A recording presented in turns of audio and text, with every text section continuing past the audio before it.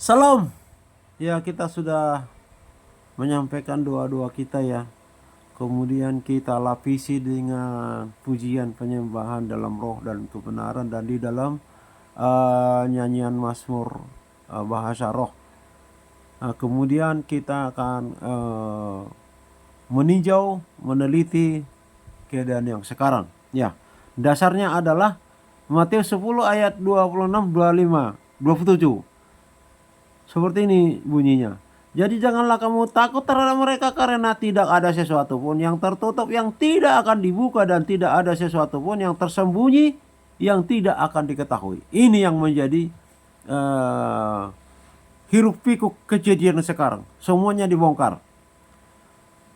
Apa yang kukatakan kepadamu dalam gelap, katakanlah itu dalam terang, dan apa yang dibisikkan ke telingamu, katakanlah itu dari atap rumah. Jadi ini dibongkar, ini namanya semua dibongkar ya. Jadi kalau kita mengamati perang yang sekarang itu semuanya dibongkar sekarang. Jadi ternyata begitu ambisiusnya Iran itu untuk mengangkangi seluruh Muslim, yang menjadi korban adalah Sunni. Jadi kita memang tidak memahami isi hati daripada Ayatollah Ruhollah Ali Khamenei. Dengan demikian dia membangun satu kota rudal di bawah tanah, yang dari luar tidak kelihatan apapun, tapi di dalam seperti kota dengan rudal-rudal dan produksinya. Jadi kalau apa yang saya amati dari Free Channel TV ya, di mana disebutkan bahwa memang Ali Khamenei berambisi untuk merebut kota Mekah dari Arab Saudi. Karena Saudi itulah menjadi, ya boleh dikatakan, orang tuanya Sunni, yang di Indonesia pun kiblatnya ke sana. Nah, dan mereka mengutak-utik dengan banyaknya pengikut daripada Syiah. Kalau memperhatikan Syiah itu, sudahlah, saya nggak pernah cerita. Sedikit apa yang saya ketahui daripada medsos. Tetapi mereka teman-teman Muslim itu tahu banyak mengenai Syiah. Jadi mereka itu membasmi Sunni agar Syiah itu menjadi nomor satu di dunia. Jadi saya menganalisa bahwa memang Ali Khamenei itu menghendaki Arab Saudi dianeksasi dengan dasar bahwa mereka akan menguasai Baitullah. Artinya berarti mereka akan menumbangkan kerajaan MBS. Itu sangat sudah berulang kali. Saya pernah juga baca ada apa namanya? Ada peringatan. Ada peringatan. Jadi kalau waktu-waktu awal-awal dulu itu ya, orang-orang Iran naik haji itu arogan sekali. Arogan. Mereka memang memposisikan adalah Islam nomor satu. Disitulah makanya saya mengaitkannya bahwa memang rudal-rudal itu bukan hanya ditujukan kepada Amerika dan Israel, tetapi juga kepada bangsa Arab. Iran itu bangsa Persia. Bukan karena perang ini saya berkata begitu. Hanya mendasarinya daripada karakteristik kejadian-kejadian oleh Iran itu kepada sekitarnya. Jadi saya kira memang tinggal bom waktu. Ya, tinggal bom waktu. Makanya kalau Amerika Serikat tidak menaruh pangkalan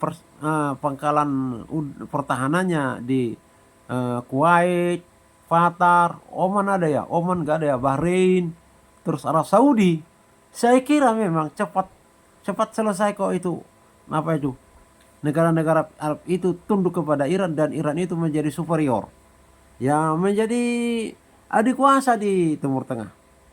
Nah, jadi kalau kita lihat juga tanda-tanda atau gelegat atau apa namanya, petunjuk, tidak mungkin Iran itu menaruh proksinya dengan tidak memiliki keinginan untuk merampas negara itu kelak apabila proksinya itu sudah lebih berkuasa.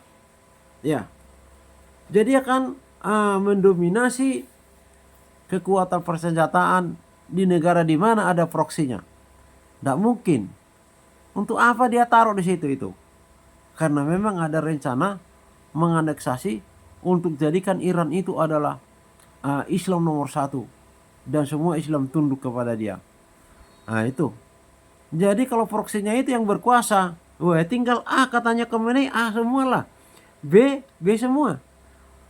Iya. Udah. Misalnya, udah waktunya pemilu. Hajar itu surat suara. Ditempatkan di situ si A menjadi presidennya. Di Gaza, Palestina. Kalau lewat dasar pemilu kan PBB nggak mungkin bisa mengingkari. Di mana? Di Lebanon, di Syria, di Irak, di mana lagi? Arab Saudi, mereka dengan dalih bahwa mereka lah yang berhak atas Baitullah Mekah. Nah itulah yang terjadi kalau saya mengamati channel daripada Prasetya ya. Jadi 2 kali mengunggah mengenai kekejamannya Syiah terhadap Sunni. Wah ngeri sekali. Ya kalau saya berbicara bahasa Alkitab, saya mengatakan bahwa Iran itu terkena kutuk tullah Bapak Yahweh ke Firaun Mesir di perjanjian lama. Di perjanjian baru adalah kutuk daripada Yesus. Kenapa? Karena pada tanggal 25 Desember Ali Khamenei itu menyampaikan selamat Natal kepada Yesus. Karena Yesus itu adalah nabinya di bawah Nabi Muhammad tentunya. Dan Nabi Allahumma batu hitam. Itu yang mengerikan. Jadi lebih rendah lagi daripada Tuhan. Nah, saya amati begitu. Dan setelah itu terjadi kekeringan air tawar, air mineral di Teheran. Semua berteriak. Air laut naik kepada tampungan-tampungan air bendungan. Asin. Diambil air dari bawah tanah biasanya adalah tawar. Tetapi asin. Itu yang saya amati. Kemudian makanya itu saya bilangin kutuk. Kutuk pertama setelah Ali Khamenei merendahkan Tuhan Yesus itu sebagai nabinya, Allahumma-nya batu hitam.